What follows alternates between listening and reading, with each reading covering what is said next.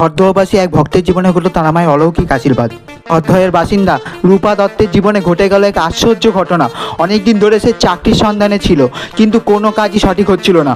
পরিবারের চাপ বাড়ছিল আর রূপার মন ছিল খুব দুঃখী। এক রাতে রূপার মনের কথা বলল, তারা সত্যিই তুমি যদি থাকো আমাকে একটা রাস্তা দেখাও এই করুণ পরিস্থিতি থেকে। সেই রাতেই তার স্বপ্নে দেখা দিলেন স্বয়ং মা তারা, এক ভক্তের মতো কোমল হাসি নিয়ে বললেন, বিশ্বাস রাখো, সব ঠিক হয়ে যাবে।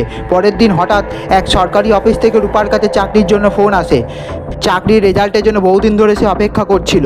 অভূতপূর্ব সুযোগ জীবনে আসলো। সে ইন্টারভিউ দিল, পাস করলো, তারপরই চাকরি পেয়ে গেল। রূপা জানে এই অলৌকিক সাহায্য এসেছে স্বয়ং তারামায়ের আশীর্বাদে।